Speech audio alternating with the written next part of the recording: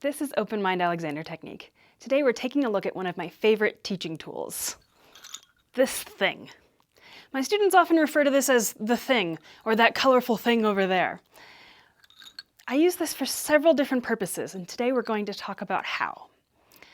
So, this thing is called a squish.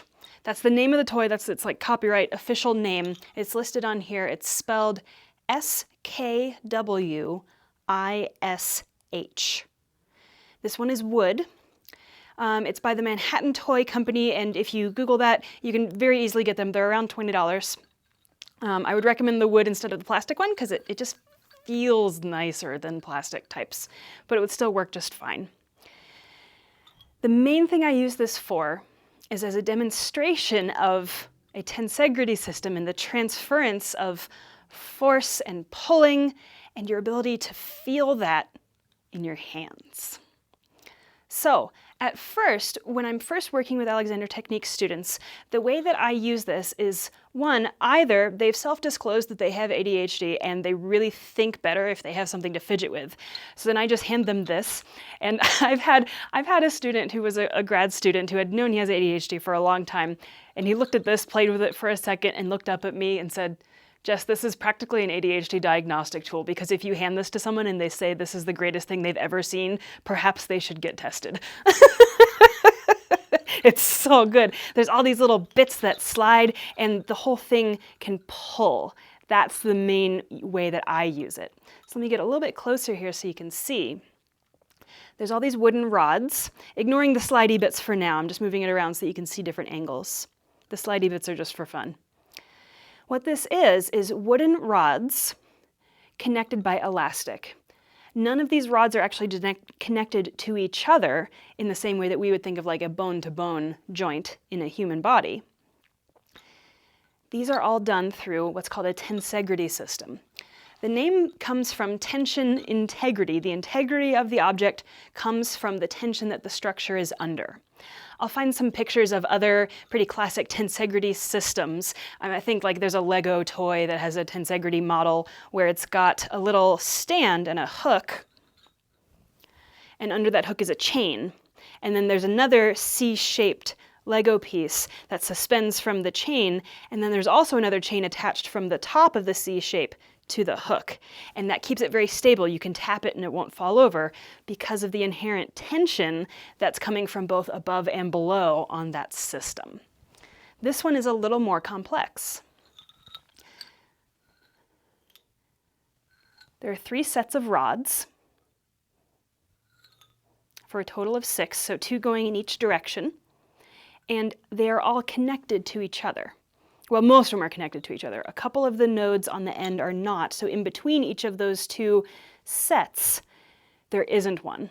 The result of this is you can squish it, which I'm sure is where they got the name. This is a 3-dimensional object that pops right back out again, and you can squish it into all sorts of really different, really interesting different arrangements. It's very fun to play with, and it feels funny in your hands because of the elastic. It wants to spring back into shape.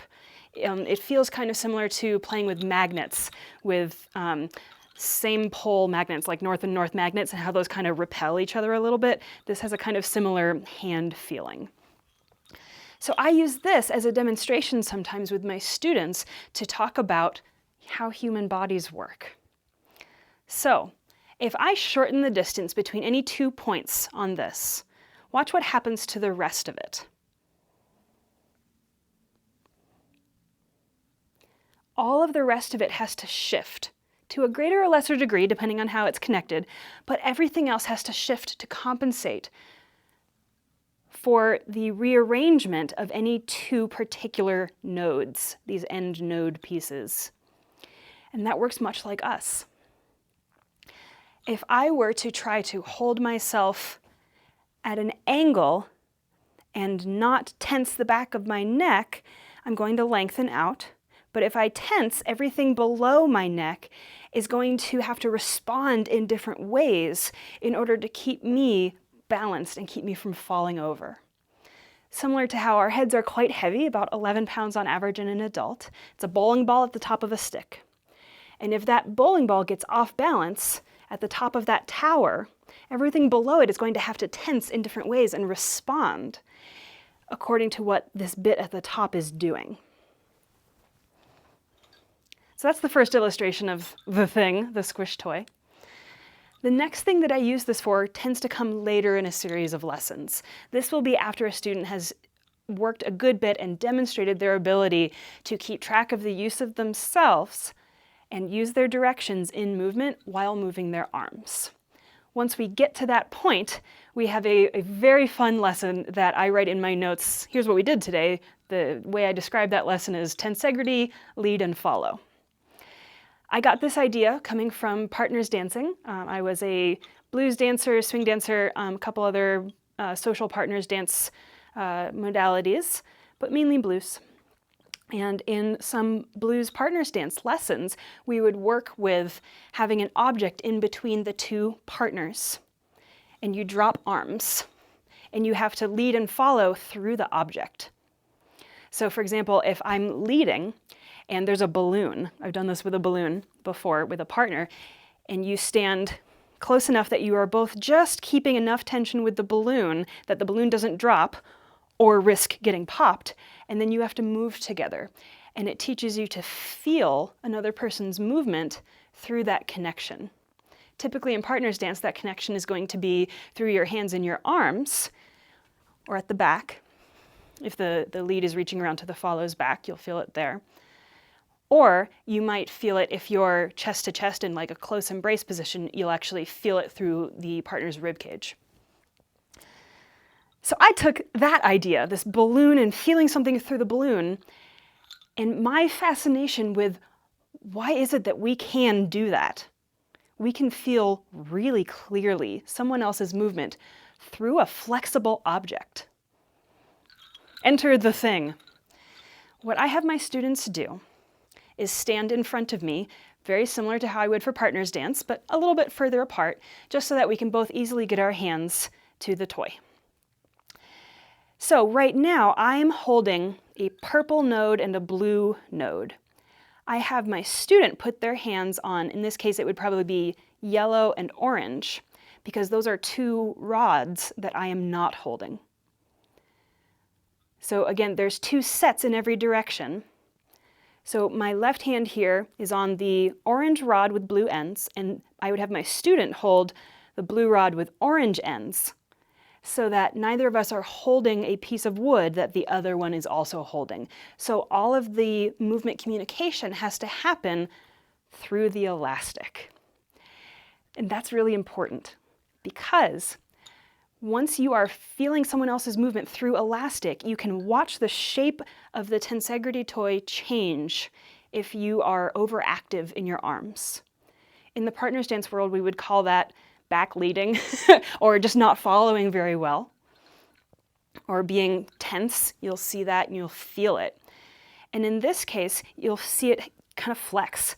So if someone else is holding onto the blue rod with an orange end here, and they don't quite follow my direction this way, if I start to move and they don't follow right away, you'll see the object actually shift in its shape. So we work with that, and we go very slowly, very fluid movements. I frequently pause and remind the student, come back to your directions, thinking about your neck. Remember that your knees can go forward, pelvis goes back, so that your weight is still in the middle of your feet so that you don't get off balance.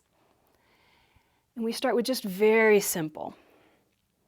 Back and forth, a little up and down, not pushing range of motion or making it complicated, just so they can get a sense of how much less do you actually have to do in order to be able to follow this fluidly and do it well. The Alexandria term for this is non-doing arms, and especially non-doing hands. So I have my students try, okay, I want you to deliberately tighten your hands and now try to follow me. And invariably, 100% of the time, it's harder to do. It's more stuttery, and the toy will change shape more. So then I have them, okay, now take a second, shake out your hands, bring them back up again, and now follow again without tensing your hands. And depending on the student, I will use whatever type of direction languaging terminology that we've been doing. So if they've been talking lengthening, I remind them of their lengthening directions. If we've been talking connection, I remind them of their connection directions. All while, of course, thinking my own directions constantly in myself, which are always going to be connection directions for myself. So then we get to level 2, which is we are going to push range of motion. And I am going to ask them to shift side to side, to go up onto toes, keeping pelvis back, staying very balanced, going down into a squat with me and watching how I'm moving, and I have them pause frequently. Okay, look at how I'm doing it. Make some choices there based on what you want to be doing. It's very interesting to watch them and be able to feel in my hands through this, them starting to get it and starting to get a little bit more directed arms and be able to do that multitasking of holding these multiple directions in their heads of I can organize my whole self while my arms do a thing. Then we get to my favorite part of the process, which I don't get to with everyone. Sometimes that is enough and that's all a student is going to be able to take in. But if we can get a step further with that with a student, we switch roles. And then they're leading and I'm following. And I tell them, you can walk around the room, you can make me go up on my toes, you can make me stand on one foot. And I want you to notice what it's like in yourself as you are working with your directions and you're also noticing me. So that gets them to start really thinking about this combined effort. You can notice yourself while your arms do something and you are taking in external information, right? So here's the next step of this learning process. Then from there, once they've kind of gotten that down for a couple minutes, take breaks, get some water, come back, give a brain break.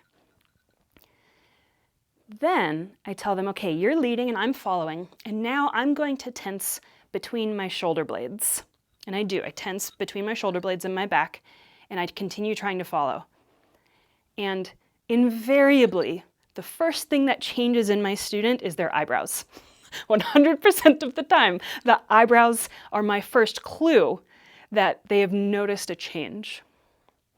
And that's really the gold nugget of this exercise. They will feel the tension in my back through their hands. And for many of them, this is a surprise. They have never noticed something like that and had the ability to analyze what they're feeling and then articulate what they're feeling. Those are all skill sets that we work on in Alexander Technique lessons. So invariably, the eyebrows go first, either down into, whoa, that feels weird, or they go up into, I feel it. It's really fun. So they notice and they can feel. And I don't ask any leading questions. I don't suggest to them, here's what you're probably going to feel. I just say, I'm going to tense between my shoulder blades. That's it. And then they go, whoa, because they really can feel it. And then I'll ask them, how would you describe that change that you just noticed? You get different answers from that depending on how people think about what they're feeling, of course, as with anyone. Answers tend to range from, it feels tight, it feels held, it's the thing is shifting shape, it's kind of stuttery. Like you get there eventually, you do follow my movements eventually, but like it stutters along the way. Those are all descriptions of what it feels like to do hands-on with a student. Then I tell them, okay, fantastic, kind of keep that in mind. That's data set 1. Now we go back to just normal for a little bit. I'm just following normally. The tension goes away, the stuttering goes away. They settle. I say, okay, now I'm going to tense my right elbow. Just the right one. I tense my right elbow. And similar kind of things, but it will shift slightly differently. And the students will, if they're at the point where I'm confident that they'll be able to feel this, they will pretty invariably say, oh, I feel that too, but it's different. And I stop them there and say, let me hold this for a second.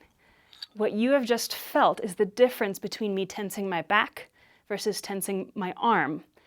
Through my hands, through wood, through elastic, through another piece of wood, through your hands. And you could totally feel it. For many of them, that's this like incredible mind-blowing moment of, that's amazing. that we can feel this, and you can feel it, absolutely. And with training, such as going to a 1,600-hour Alexander Technique teacher training course, you can learn to use that awareness. And it comes from first being regulated in yourself, first learning non-doing hands, non-doing arms, directed self. And then when you go to put hands on something else, your hands become so much more sensitive and more able to take in information, because once you're able to stop buzzing and adding complications into that feedback system, it's surprising how clear the information that comes in from putting hands on another student or through an object like this. It's surprising how clear that information is. So I like to do that when my students reach a certain point of organization and use of themselves, so that they get a little bit of insight into, what do I feel in my students? What is it like to do hands-on work, and why do I do hands-on work? For many of my students, that moment of being able to feel the difference between me tensing my back or me tensing my right elbow, they suddenly go, that was me.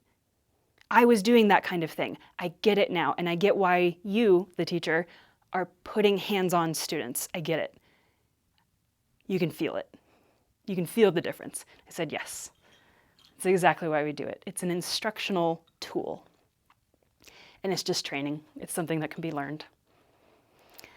So, any other AT teachers out there, or anyone who wants to work with proprioception or, kinesthetic feedback, occupational therapists, highly recommend get yourself a squish toy. They're great, and there's all sorts of fun stuff you can do with it. And at bare minimum, it's the world's best fidget toy for yourself.